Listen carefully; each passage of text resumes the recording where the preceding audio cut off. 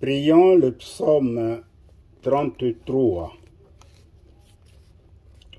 Ce psaume nous parle de la joie de ceux qui se confient en Dieu.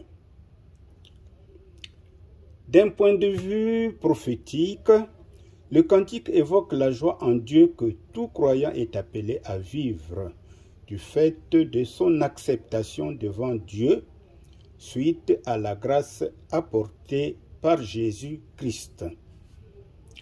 Cette joie n'est qu'anticipée, car les paroles de ce psaume constituent pour l'heure un objet d'espérance et que la vie sur terre continue son difficile train de vie. Seule la fin des temps et le retour de Christ apporteront la joie et le bonheur sans fin à ceux qui seront jugés dignes de la justice de Dieu.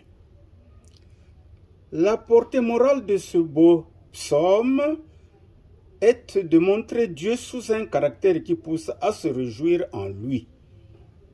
Bienheureux est la nation qui a l'Éternel pour Dieu, comme cela nous est dit au verset 12. Se réjouir en Dieu ne suffit pas, il faut l'aimer de tout son cœur. C'est donc nos cœurs qui doivent désirer Dieu. Et pour désirer Dieu, il faut un objet qui attire le cœur. Et c'est bien la grâce de Dieu apportée en Christ qui nous offre le salut. L'expression de la joie doit être un élément primordial de la vie du peuple de Dieu.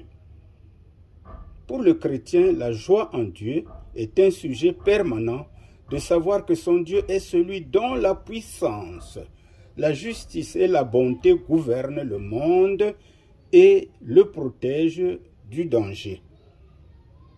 Alors, après ces petits résumés, pour comprendre de quoi il s'agit dans le psaume 33, il y a un verset que nous devons retenir. C'est le verset 1. Juste, réjouissez-vous en l'Éternel.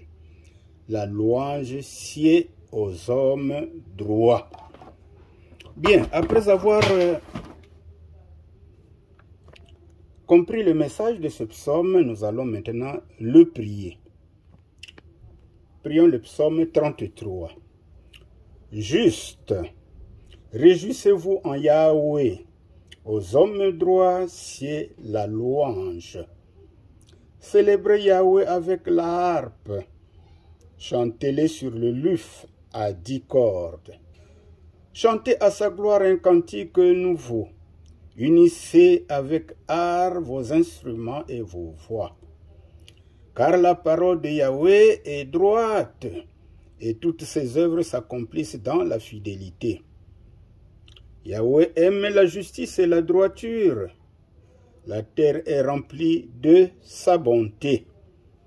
Par la parole de Yahweh, les cieux ont été faits, et toute leur armée par le souffle de sa bouche. Il rassemble comme en un monceau les eaux de la mer. Il met dans des réservoirs les flots de l'abîme. Que toute la terre craigne Yahweh, que tous les habitants de l'univers tremblent devant lui. Car il a dit et tout a été fait. Il a ordonné et tout a existé. Yahweh renverse les desseins des nations et réduit à néant les pensées des peuples. Mais les desseins de Yahweh subsistent à jamais et les pensées de son cœur dans toutes les générations. Heureuse la nation dont Yahweh est le Dieu. Heureux le peuple qu'il a choisi pour son héritage. Du haut des cieux, Yahweh regarde, il voit tous les enfants des hommes.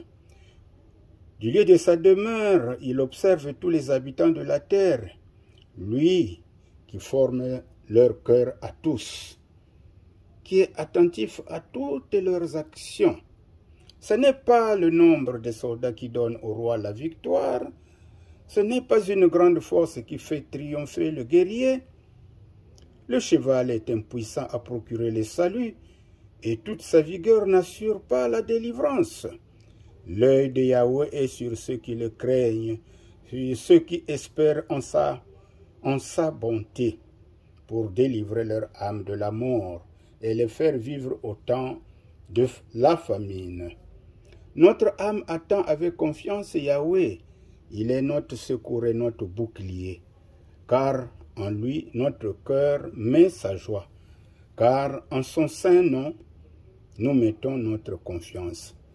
Yahweh, que ta grâce soit sur nous comme nous espérons. Nous venons là de prier avec les mots de la Bible de l'abbé Augustin Crampon. Bien-aimés dans le Seigneur, continuez la prière en l'actualisant. Actualiser la prière, c'est prier par rapport aux circonstances que vous traversez. Merci d'avoir partagé ces moments de prière avec nous. Que Dieu vous bénisse.